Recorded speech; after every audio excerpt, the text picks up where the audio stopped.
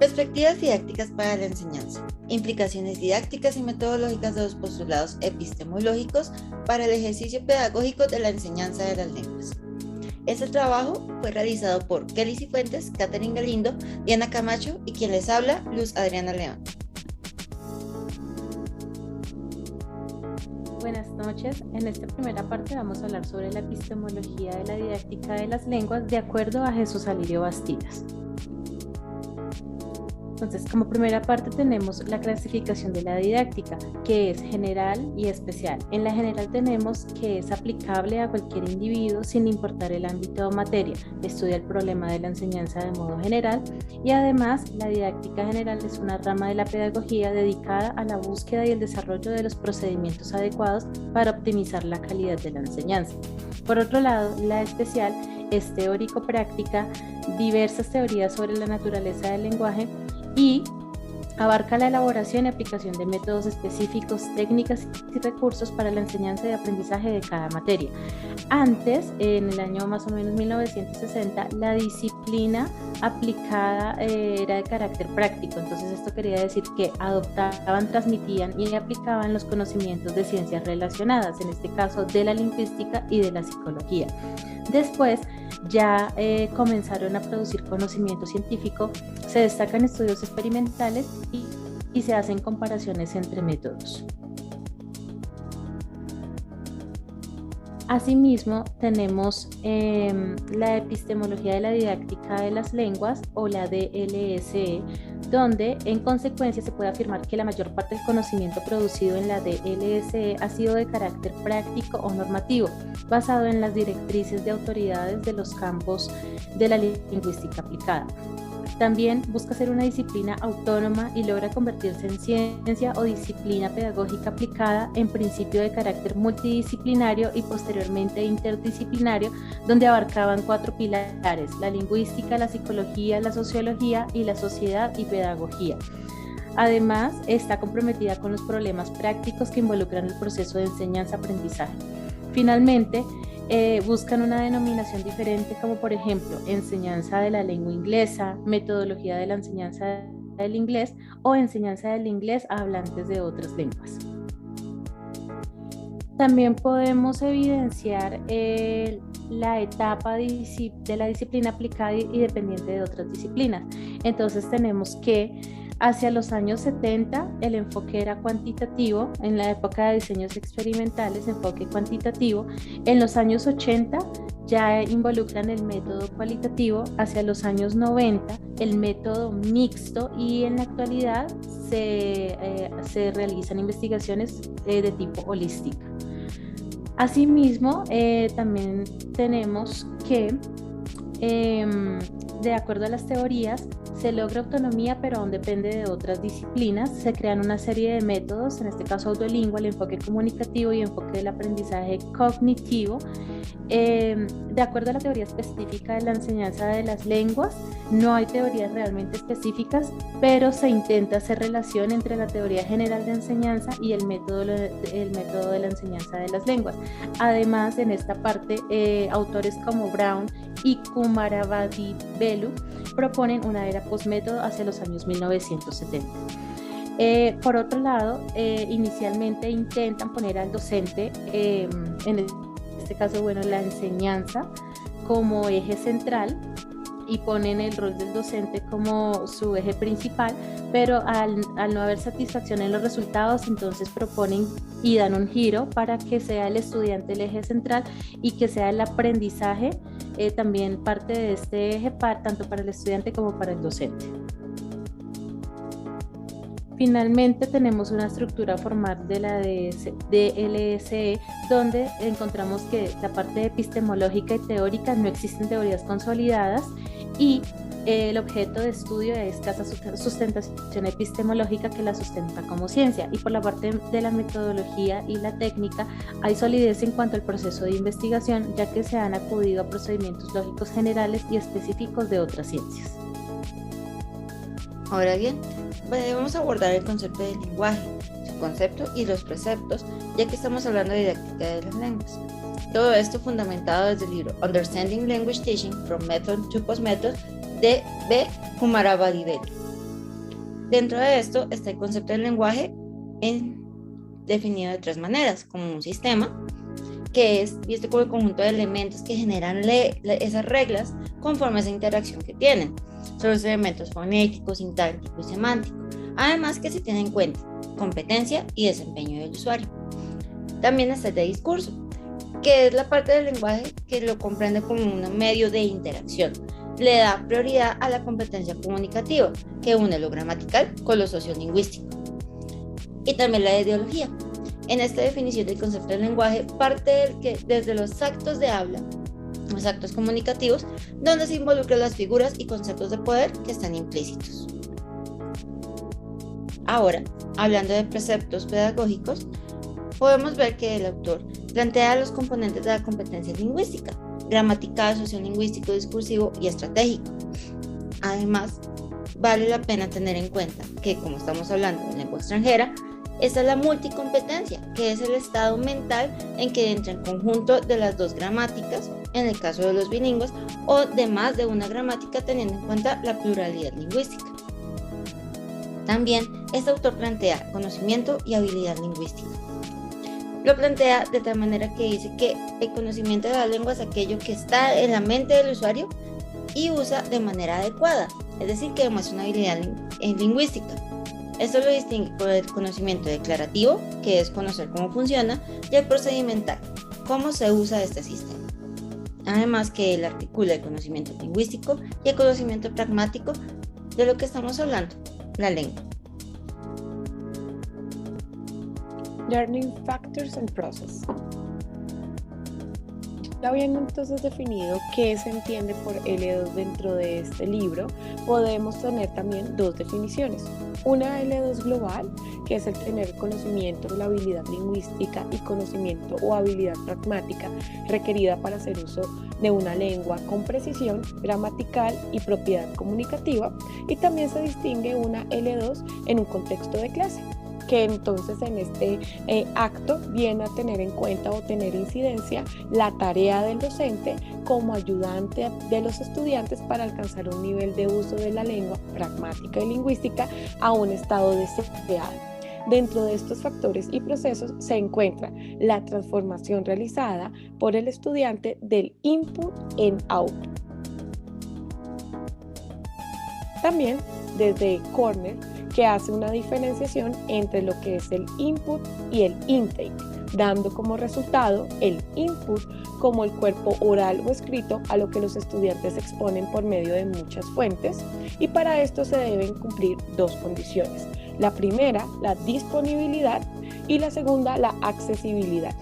Como disponibilidad, encontramos que hay tres tipos de fuentes, estas siempre procuradas del docente hacia el estudiante.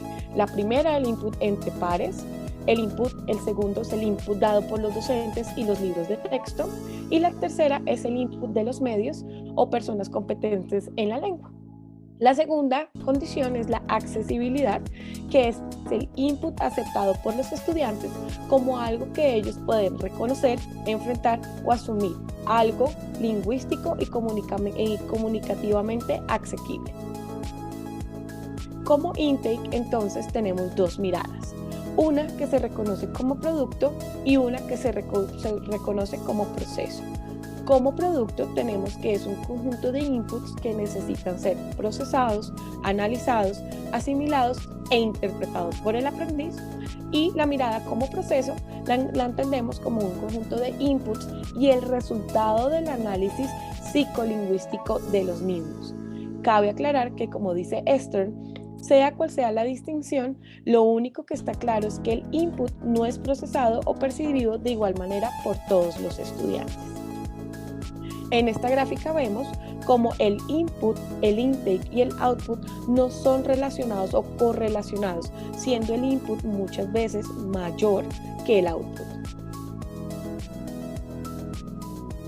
Como características del intake tenemos factores externos o internos que influyen en el aprendiz para soportar su proceso psicolingüístico del aprendizaje de la lengua.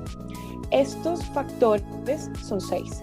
Lo individual, que también se divide entre edad y ansiedad, lo afectivo como actitudes y motivación, lo táctico como las estrategias de aprendizaje y las estrategias comunicativas, el conocimiento de la lengua y el metaconocimiento de la lengua, la negociación, que es interacción e interpretación, y lo ambiental, que es el contexto social y el contexto educacional. Bueno, por su parte, para ahondar un poco más en los procesos de intake, pues los vamos a definir como mecanismos cognitivos que a su vez están mediados por la interacción entre los elementos de input y los factores de intake. Son operaciones mentales específicas del aprendizaje de idiomas y pues se denota la importancia en el proceso que se da entre input, intake y output. Estos procesos de intake tienen lugar en el desarrollo de la segunda lengua y pueden agruparse en 3 grupos: la inferencia, la estructuración y la reestructuración. Estos 3 procesos rigen lo que ocurre en la mente de los alumnos. La inferencia entonces pues se realiza normalmente utilizando todas las pruebas lingüísticas y no lingüísticas disponibles, que a veces resultan concluyentes y pues se basan en los conocimientos implícitos y explícitos del alumno. Frente al conocimiento implícito, pues nos referimos a la información que los alumnos intuyen sobre la lengua meta, aunque no se puede articular esta información con las reglas o principios de la lengua. Y tenemos el conocimiento explícito, que se refiere al conocimiento que tienen los alumnos sobre la lengua meta, su lengua materna y el conocimiento que tienen del mundo. Esta inferencia es útil cuando los alumnos son capaces de prestar atención a las nuevas características que se le presentan en el input y pues para encontrar la brecha entre lo que ya se sabe y lo que hay que aprender. Pues puede variar de un alumno a otro, ya que refleja las capacidades cognitivas individuales y pues también lleva implícito un poco las conexiones que hacen los alumnos que son inherentes al input. En el segundo grupo, que es la estructuración, es un proceso que rige el establecimiento de las representaciones mentales de la lengua meta y su evolución en el curso del desarrollo interlingüístico. A medida que los alumnos pues empiezan a comprender cómo funciona ese sistema de la segunda lengua y a medida de que sus representaciones mentales se vuelven más explícitas y estructuradas, pues empiezan a ver las relaciones entre las distintas categorías y los conceptos lingüísticos.